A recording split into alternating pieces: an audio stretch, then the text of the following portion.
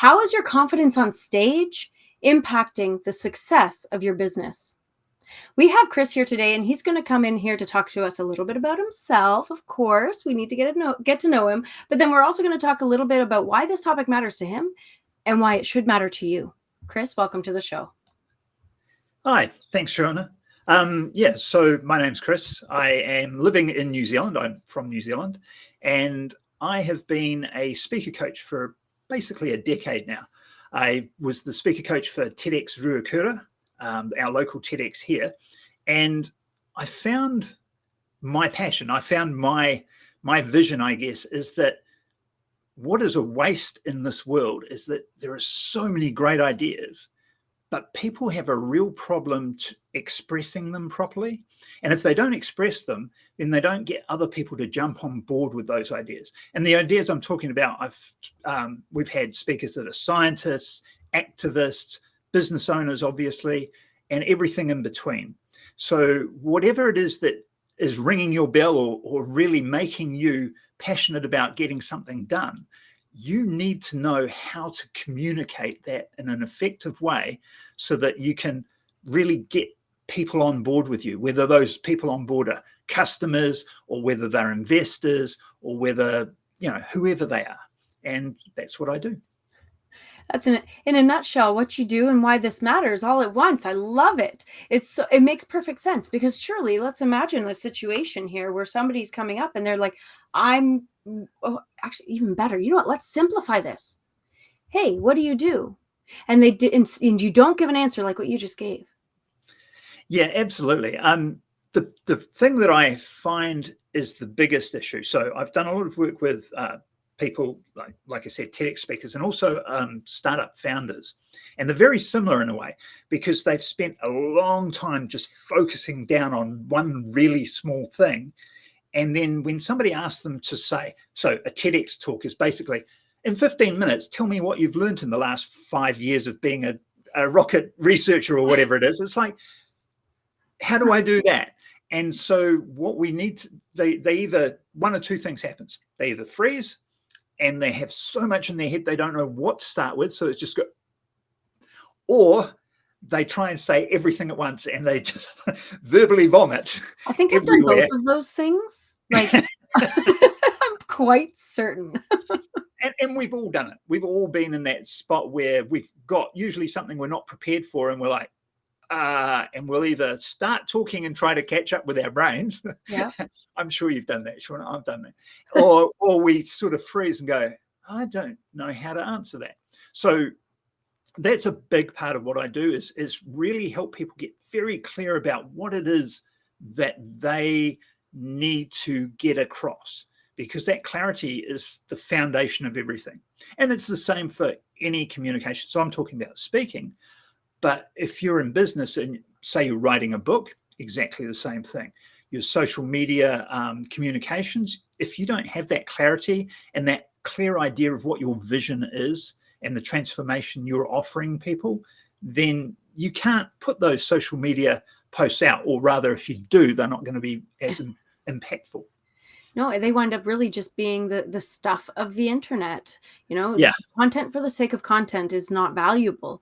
You want to make sure that you're being clear and intentional about what you're putting out into the world. And that rings true for whether you're giving a TEDx speech or whether you are introducing yourself to a prospective strategic alliance, a joint venture partner, or maybe a prospective client. Yeah.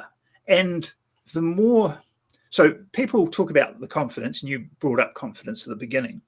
And there's two aspects, probably three really. I often say confidence comes from competence. You need to know what you're going to be talking about in order to be confident.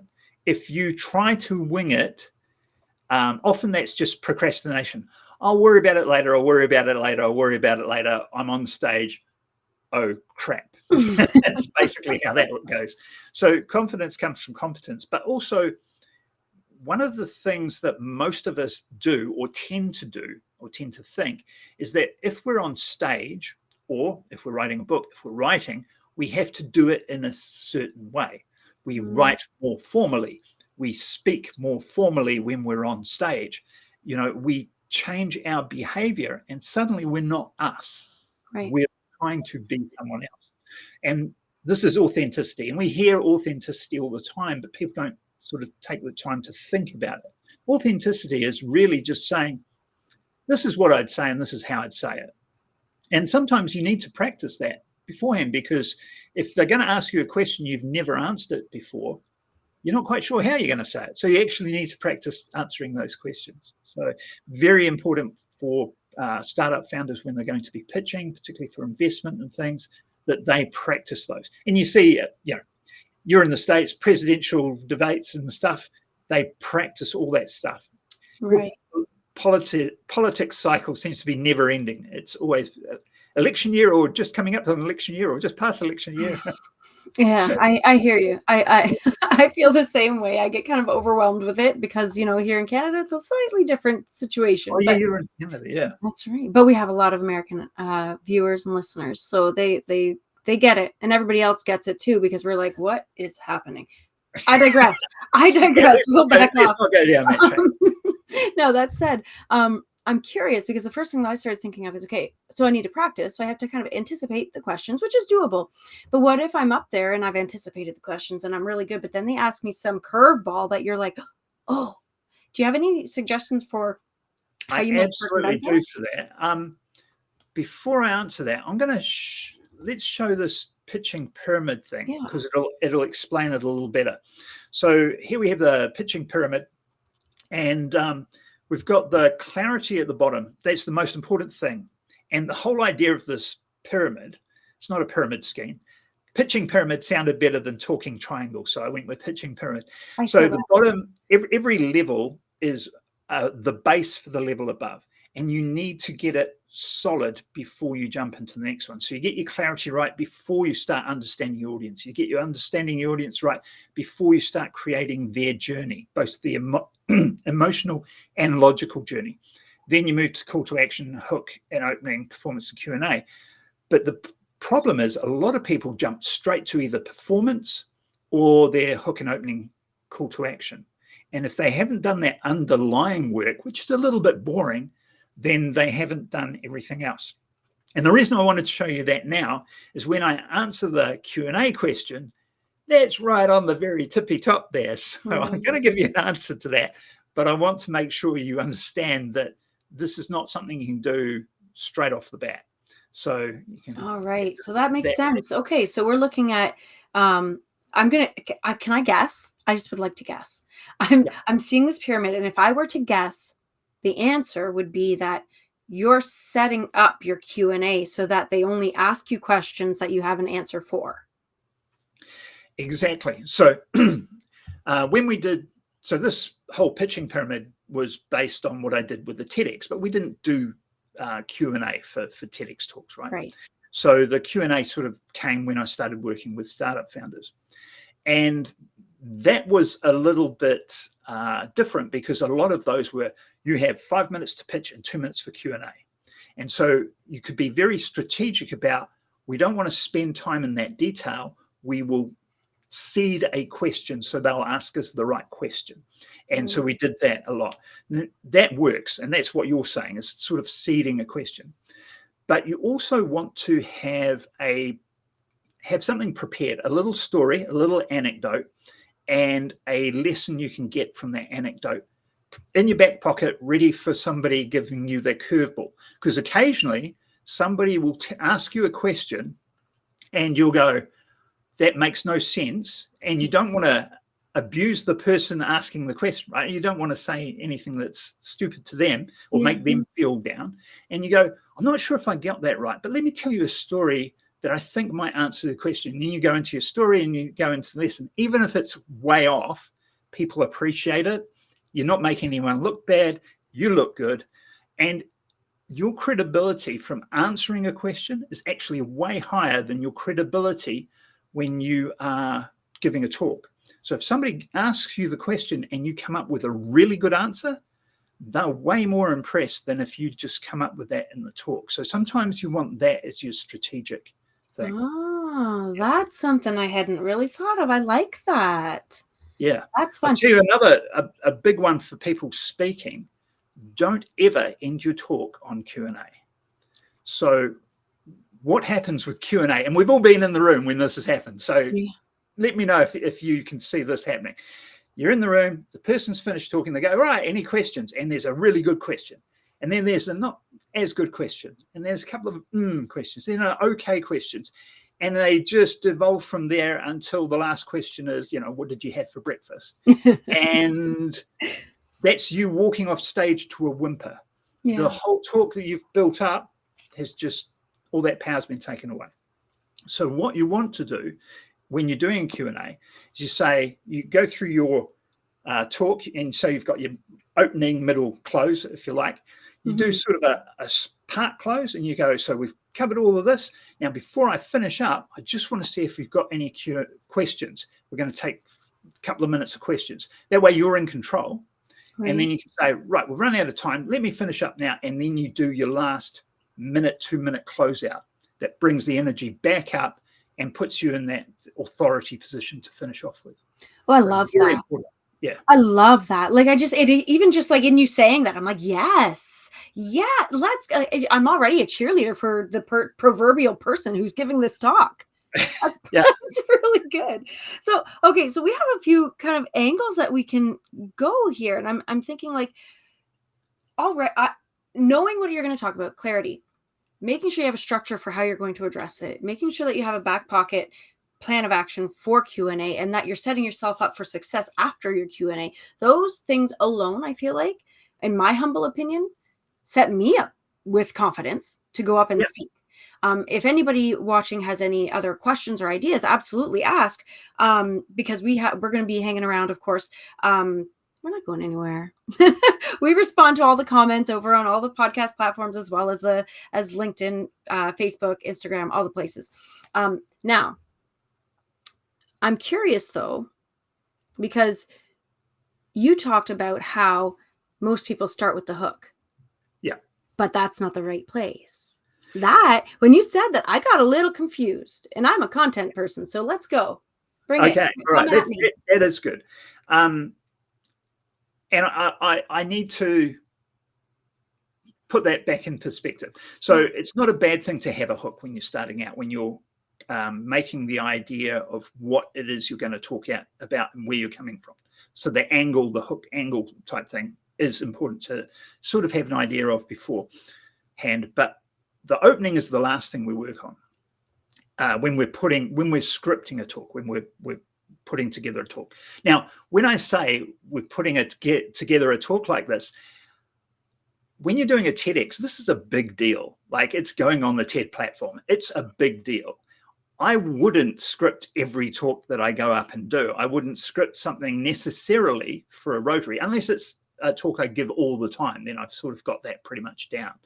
Right. But some things will be, much more scripted than others. So I'm talking about scripting a big talk, right? So when you're doing that massive, your signature talk, the big thing that is going to be, carrying your brand and building your authority, when you're starting to create it, you do your audience work and you work out your audience journey and know where they're going from and where they're going to. And then you work out and I'm making this real short, but then you work out your call to action, and then you do your opening. And the reason for that is, if you do your opening first, which is what we naturally would want to do, as you're building everything else out, you've got to keep going back and tweaking the opening. Because the opening foreshadows where you're going to go, and the opening plants those seeds. And so when you've fleshed out the bulk of it and you've got your ending, your call to action solid, and you know where you are with that, then you can go back to the beginning and say, all right, this is what I need to do to set myself up for the success of that talk. Does that make sense? Absolutely. Like 100%. Even as you were saying, you got to go back and tweak it. Like, I can't tell you how many times I go, oh, this is a great idea for a piece of content of some sort. I put down my idea, and the idea kind of translates into a pseudo title, a hook, right? And then I go through it, and then I have to tweak it, and I go through it, and then I have to tweak it, and then oh my gosh, it's so infuriating. I mean, you need to have that concept. You've got to have the angle. You've got to have the direction you're going. You need that. There's no doubt about that. But yeah, it makes if you can sort of go, this is the idea, what's the end point, and work backwards, you'll find it a lot quicker. Not the first time or the second time, but once you get used to it, I think you'll find it a bit quicker. Yeah. It all takes so much practice, like with everything that you're doing. And this is something that like I want everybody to understand. It's just that, you know, when somebody's doing something, like you simplified this so beautifully, because you've done it. Pardon me. Because you've done it and done it and done it and done it and done it. And again, we can keep going. And people forget that you need to do something until it's absolutely torturous to do, simply because it's so easy for you, before you can get to the point where you can clearly and concisely articulate it the way you just did, Chris. Yeah.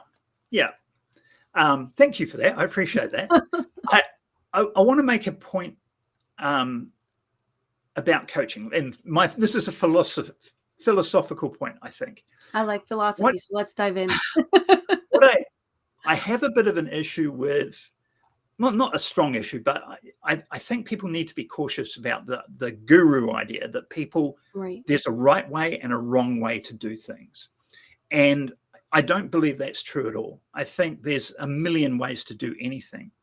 And as a coach, my role isn't to tell you what to do. My role is to ask the best questions to get the best outcomes. And what works for me may not work for you. And so a lot of times when I'm coaching people, it's very much, let's play, let's try this, let's throw this idea, let's switch that around and do that backwards. Does that work? Nah, let's not do that then. But maybe it does work, or more often it goes, no, it didn't quite work, but if we did that and that and that, and then we get somewhere better. So when I say this is what I believe, don't just take my word for it and say this is the gospel. This is law. Yeah, it's law. It's just what I've found to be useful in most cases. And it's like, the thing about learn the rules so you can break them. Absolutely, I break the rules all the time. But the point is, you need to know what those rules are, or why those rules are, in order to then break them for the best effect. Yes. Yeah. I used to have a flag on my desk that I would wave when somebody says something that was just like, yes. I cannot endorse that mentality enough. There are too many people who try, and I started this, oh goodness, like 8 years ago when I was doing conversion copywriting and only conversion copywriting. I'd get so many people who would play copycat copy. They would say, well, so-and-so wrote their sales page exactly like this, so I want my sales page to look exactly like this. And I say, girl, you are not that person. No. It may be working for them. That's great, but it may not work for you. And in fact, there's certain elements that I can already tell are red flags that would not work for you and your brand. And people don't realize these things. They just see somebody who's successful and think that they can just embody that person and also become successful. It's not the way it works. And that brings us back to something that I didn't quite answer before, which was when we're talking about confidence. That other thing is being comfortable with your authenticity, being comfortable being with you, which is what you're absolutely doing in that conversion copy. Is if you're not being you, it's a red flag to everybody else, because they know that's not you, right? They're just like, who's this person trying to be? But if you're just being you and you're just like, take it or leave it, this is who I am. If you don't like who I am, don't do business with me. I mean, no offense. I'm cool with that. If you're cool with that, because we don't get on, that's fine. But I'm just going to be who I am. And that's, I think, all of us can do. And when you're on stage, that's amplified, Yeah. Yes, 100%. And this is, I have a concept that I put out into the world, and it's called comfortably confident. So I love that you used comfortable authenticity. I was like, oh, I'm excited. This is right. So comfortably confident. It is just that acceptance of who you are is perfectly powerful.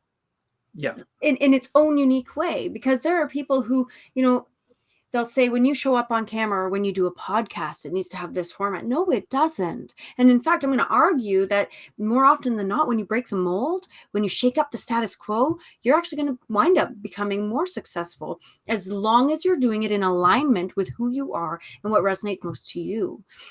That's actually a really great marketing strategy. Is to just absolutely, because nobody else is you. you're immediately a category of one because Yes. you're unique. And having said that, it does take practice to be yourself. Like you just don't go out of the gate and be you. It's quite often, and I know I'm comfortable standing on stage and talking. I know in my writing, I still struggle to find my voice a little, if you know what I mean. Mm-hmm. And it's that same thing. It just takes a little bit of practice and a little bit of self-awareness and a little bit of courage, let's say. But yeah, A lot of bit of courage, my friend. A lot of bit of courage. but yeah, so it's interesting because one of the biggest drawbacks that people have is that we've already said, they try to be someone they're not, or they think, excuse me, or they think, what have I got to offer the audience? Why would they listen to me is like the biggest question. And even these experts that know a lot of stuff, they'll go, but there's other experts that know more than me. Well, why would they listen to me? And if you can get back to that authenticity, some people will resonate with you better than that guy that knows twice as much as you. And they'll get more out of talking to you or listening to you than they will from the other guy, even though he knows more. Absolutely. And you need to keep that in mind. It's really important. I used to say, and I still say this, let me just be clear, but I've been saying this for a long time. There are people out there in this world who are sitting on their hands waiting, just waiting for you to say what you have to say as only you can say it. 100%. And it's simply the truth. Now, that said, when we're showing up as ourselves, if we're doing a TED Talk, or if we're doing a sales pitch, maybe we're showing up in a capacity where you're actually looking for conversion. Before we close out, do you have any kind of ideations that you would like to share with people to help them convert a little bit better in when they're presenting? If you have real clarity about what it is you're trying to do, and you have clarity about the transformation you're offering those people that you're talking to, your ideal clients or whatever it is, and you've worked your audience journey well, and we haven't talked about that, so I think that really is the nutshell. If your audience journey, so when you start with your audience, they know what they know. Mm-hmm. And at the end of the talk, you know where you want them to be, and you know what you want them to know. So they're moving from here to here. And then in between, there's going to be a bunch of objections because they started here, they believe this one thing. You want them to believe this other thing. And what are those objections? And you create, I call them objection gates. You've got to go through these gates. So put them in an order, whatever order it's going to be. This one's the first one. Price, by the way, is usually the last one. If you answer the last one first, what happens psychologically in their mind? They go, yeah, but I don't care about that. I'm still worried about this thing. Mm. And then you answer these other things. Then you answer the one they go, that makes sense. What was all that other stuff?